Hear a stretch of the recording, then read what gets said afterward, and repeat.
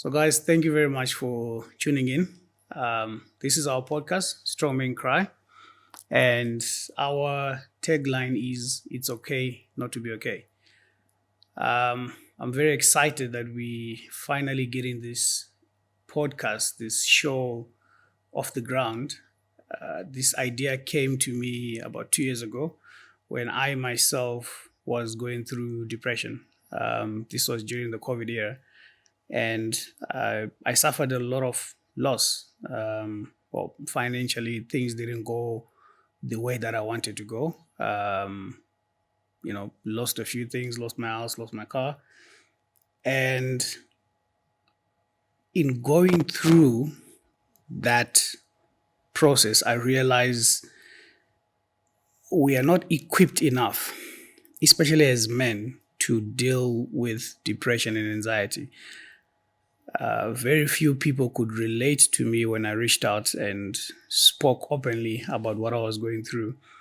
And this is when I came up with this idea that we need a safe platform for men to open up, for men to be vulnerable, to know that it's okay not to be okay, for you to speak up and say, guys, I'm facing challenges. I don't understand what's happening to my body. I don't understand what's happening to my mind.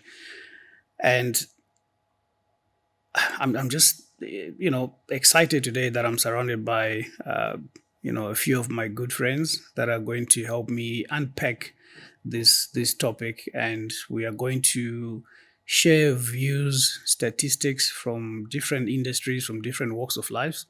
So without further ado, I'm just going to turn to two of my friends. We've got Rogers and Gezeni.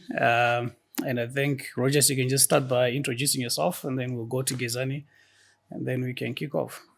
Thank you so much for inviting me to this wonderful platform where we can talk about mental health with men. Yeah. It's key that we speak about that. My name is Rogers Nhari. Of course, I come from Zimbabwe.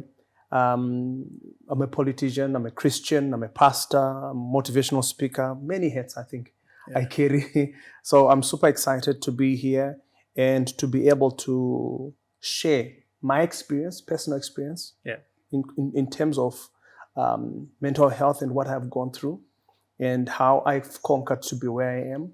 So I'm super excited. Thank you for inviting me. No, and I like the t-shirt as well. No, you're welcome. Love the t-shirt. Thank you. Then, Gez. Thank you, Arthur. Well, my name is Gezeni Baloyi, and I'm a professional nurse by occupation. And my journey with mental health started when I was at college.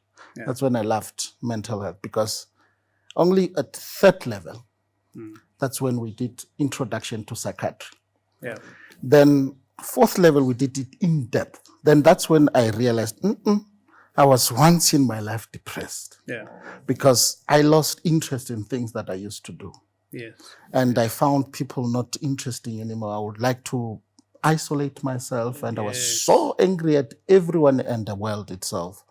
So that's when I've realized, I was depressed. That's when I realized that I should focus on mental health, because that's one thing that it's been neglected in most cases, in most villages, in most countries, in fact, mostly in South Africa. It is. And mostly men suffer this because we don't talk. We don't talk as men. I like what you've mentioned there, that, when you realize you were depressed, you had lost interest in the things that you used to love. And that was my first realization as well. I think I didn't know I was depressed until I was, we had some representative from ICASA, from ICAS, that came to the company. I was working at a consulting firm at that. I didn't ask for their permission to name them today, so I won't. But it's a leading consulting firm. I think one of the best positions that I've ever held in my professional career. And we had representatives from ICAS who came to the office. I think it was actually a Teams a team session because we were working from home back then. It was still in 2020. And they sent us a link to a survey that was asking a series of questions. And there was about 20 questions that was asking you, and depending on how you answer, right? And it'll ask you, one of the key questions that caught me was, have you lost interest in the things that you used to love to do? And for me, that was when I actually stopped and took some introspection, and I said, wow, this this is me right now. This is where I'm at. Because at that point in time, I'd stopped exercising because I'm a very big fitness person. I know it doesn't look like it now, but this is me 50 kgs lighter.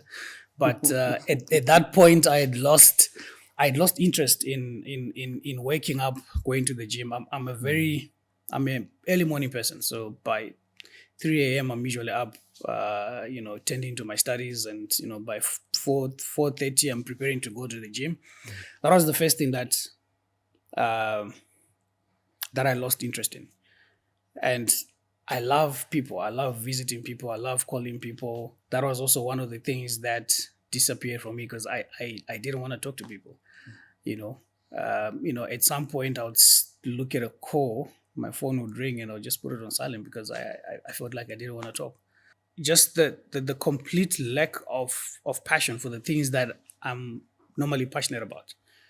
I'm passionate about my connections. I'm the one who always reaches out to my friends or go and see my relatives, and it's something that I do with ease without even thinking about it because it's part of who I am. And those were the very first things that I noticed were starting to fall away because all of a sudden I became an introvert. I didn't want to talk to people. I secluded, kept to myself, and I had no interest in the outdoors anymore. You could spend a few days without even leaving the house. Yeah. And so you were saying from third year that's when you experienced something similar to that. Yes, Arthur. That's when I realized it when we start in those psychiatry books. Then when you read and you start to learn that those symptoms that you had and signs, it shows that you were depressed. I didn't go to a physician to diagnose me. Yeah. But us as people, we self-diagnose sometimes. Yeah. But it gave me an enlightenment that, read more about, don't just end at the symptoms. Yes. Read at the interventions. Yes. What is it that we can do? And as you say, I isolated myself. I liked being alone. Though, I can tell you that sometimes you'll have those suicidal ideation, but you couldn't go through with it because you have a purpose. If you know that you have purpose, then you can just brush them off. But it's on the personal level. Some can't, but some can. But because the help was that I was at school, then I said, I must finish this diploma. And then to finish this, God put me here. And that's when I realized that, in fact, I can be an advocate for mental health. Yes. I chose mental health. When they said, okay, choose hospitals. Yeah. I chose one of the mental health hospitals. Yeah. Then that's where my mental health journey started. Started. And I was happy when those guys approached me and said, okay, let's start this organization. Yeah. We go out, we teach people about common disorders and all those things. Yeah.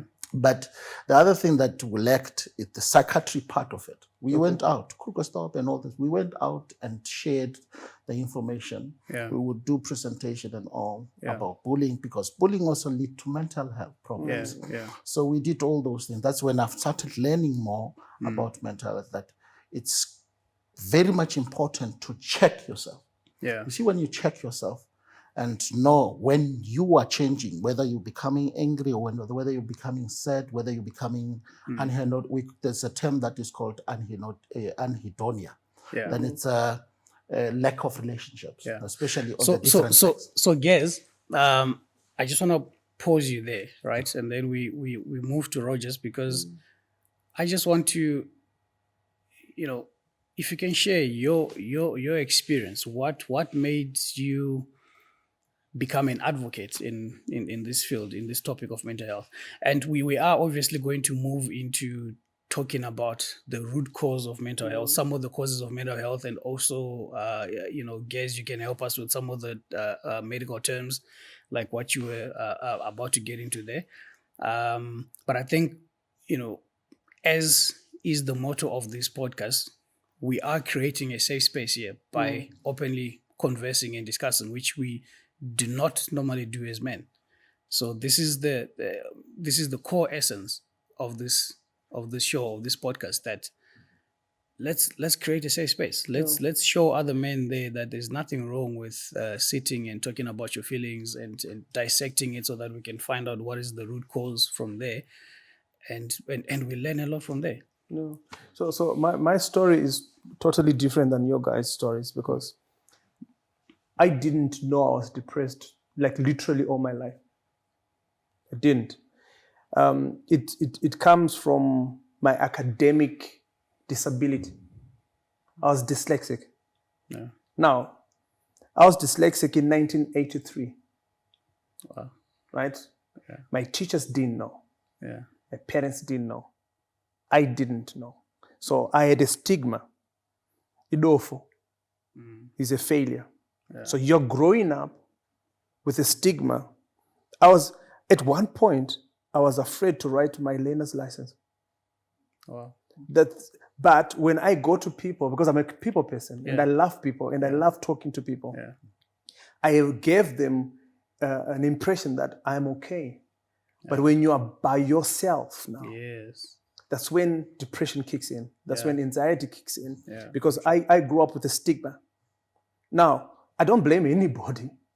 But when I discovered, and I discovered it very late, because again, being dyslexic is not an African disease or an African illness, but it's more of your mental illness, more than just the health part, but the mental illness. Now, because you're growing up, your reading skills are bad. Yeah. Your numbers are bad. And you are not invited to a platform where you can expose your brain and your mind and to be coached and to be trained in that. So I still suffer from that. And that's the truth, because sometimes if you notice, if I send you a message, sometimes it's got a missing word. It's because of the condition that I've always had. So it boils to, now you become a father, you become a man, and you are carrying a stigma, which you have not exposed, which you have not spoken about. Because what most men or do is that we don't talk about mental health. We don't talk about our emotions. Do you know that a man would rather have a punch? You rather be punched than to talk about his emotions. So that is my life. That is what I carried all my life. So it's like King David in the Bible. At one point he says, "Why so downcast, O my soul?" It was at that point where he was depressed. We want to spiritualize it, but the guy really was depressed. And he got to himself and said, "You know what? So what is my solution here?" Then he says, "Okay, let me turn to God." That was his solution. But I can almost tell you, he didn't have anybody to talk to. That is why he even wrote it and said, "Okay, why is my soul so cast down? Why am I so depressed?" So, but that is the first remedy, is to realize, listen, there's something not right with me.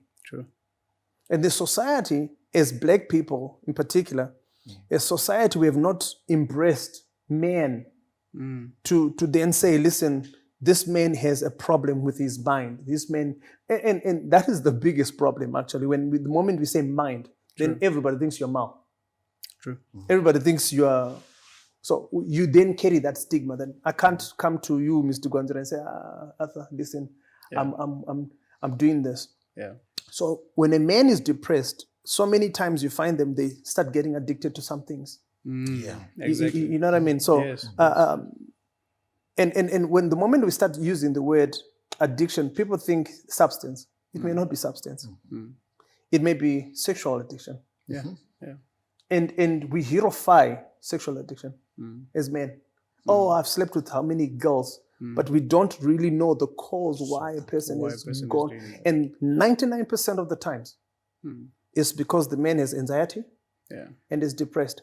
And that is the lowest part of being a man. Yeah.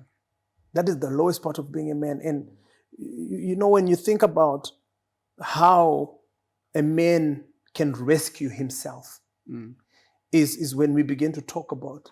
And I'm so excited why we created this platform, Yeah. Strongmen Cry. Do you know why we need to cry? Because we have not been taught to cry. As a matter of fact, men don't know how to cry. True. Men don't know how to cry. True, Roger. In our Insipedi, they say "Monna ke nku, o lela teng," which means you see a sheep doesn't if like a goat. Let's say you are slaughtering a goat, it will make that a lot of noise, but a sheep it doesn't. So that's why most men they don't cry. Yeah.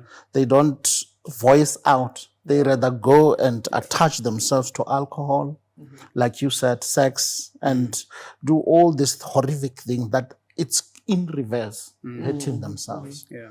And when it's too late, that's when we say, oh, but he didn't say anything. But we noticed that, Exactly. no, the behavior changed. Changed. Oh, yeah. But we kept quiet because we were not accustomed, as African men, we are not accustomed to be men that will talk about how they feel and all. Yeah. They say, "Tia wena umonna." That means be strong because strong, you are a be man. men. Yes. Yes. You understand? That's why most of the time men suffer this most because they don't talk about it. They rather drink and sleep or do other things that will not even help them. Yeah. And think about this. When you were growing up, Yeah. whenever you wanted to cry, and I see that, I do that to my children as well. You say to a young boy, Shut up. "Shut up. You're a man.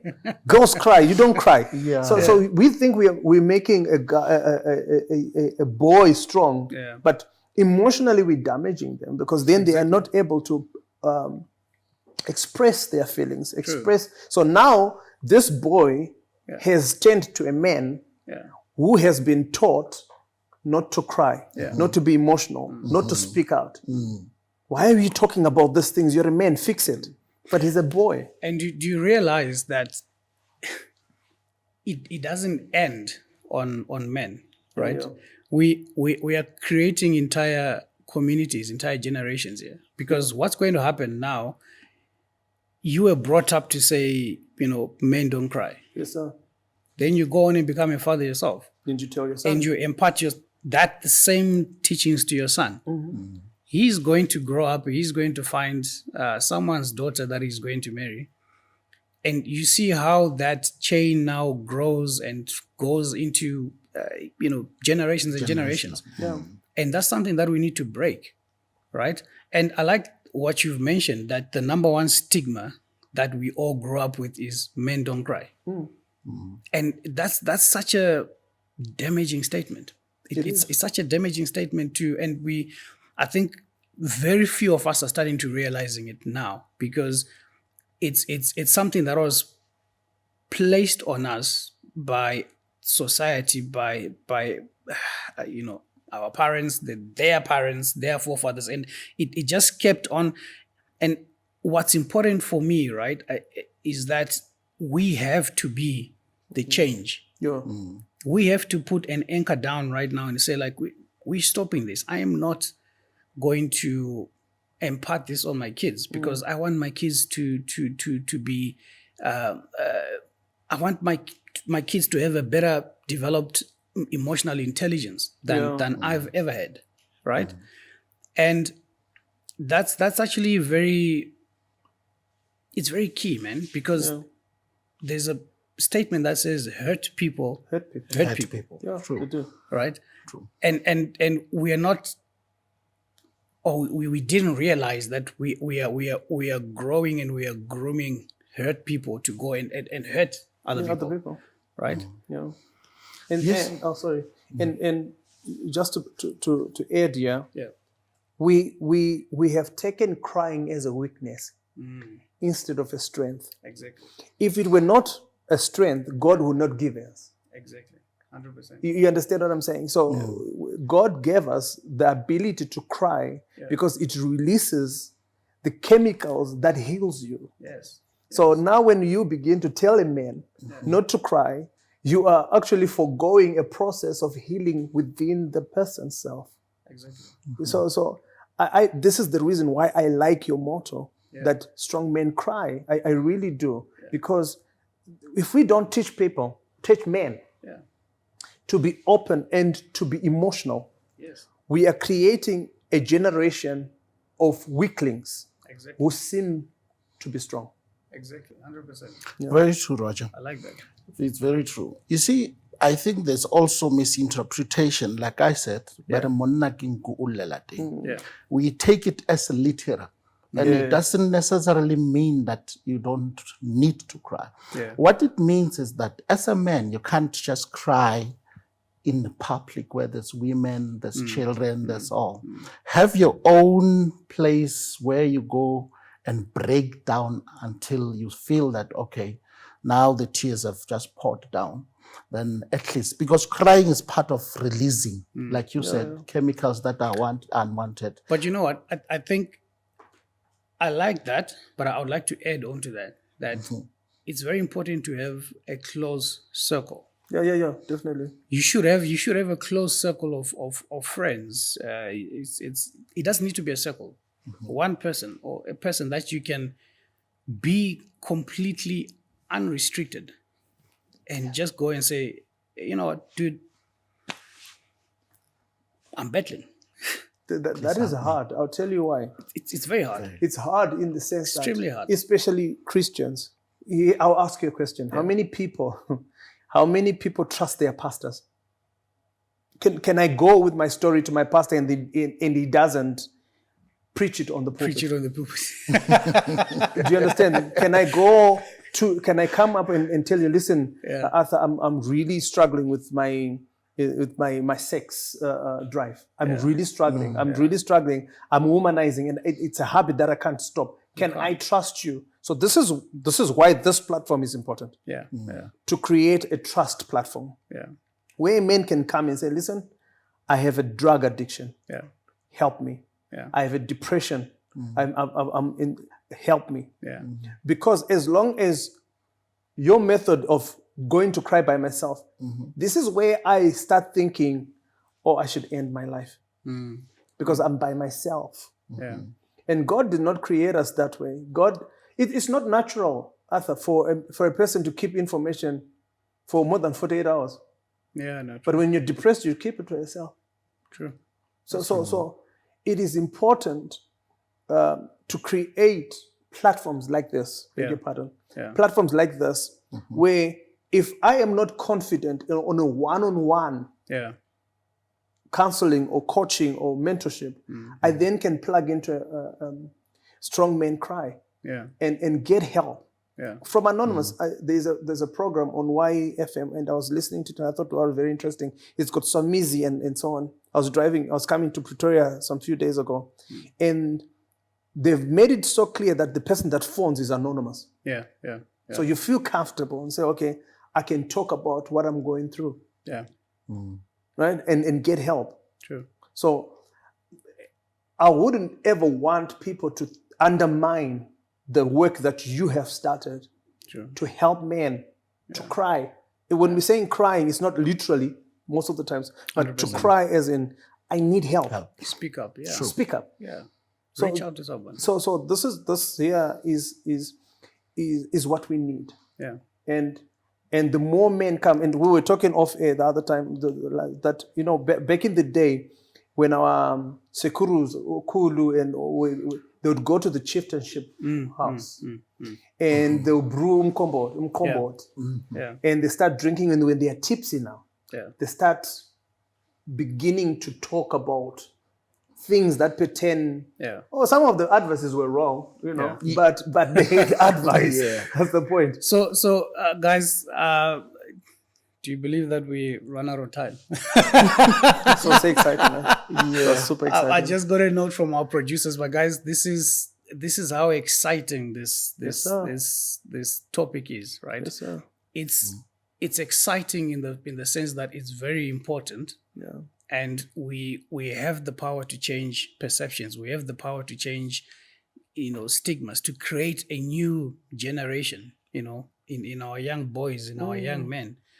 And what we are going to be unpacking in the next few episodes, we are going to take you through some of the clinical terms. What is depression? What is anxiety? And we're also going to speak about some of the root causes. How does somebody end up depressed? What's really happening in their lives? And we're also going to share some statistics, some very alarming statistics, about depression in the world and in South Africa. And we were really excited to have embarked on this journey, and just looking forward to partnering with all of you, in the future as we go on this journey together. We're calling out to medical professionals, motivational speakers, men, businessmen, normal professional careers who want to come and be a guest on the show, and let's just have an open conversation. Let's break down the barriers. Let's break down the stigmas around mental health, and let's just show everybody that this is a safe space. You can sit here, you can talk, we can discuss, we can share ideas, and this is what we are looking forward to in the next few episodes. Thank you for tuning in. Looking forward to see you again.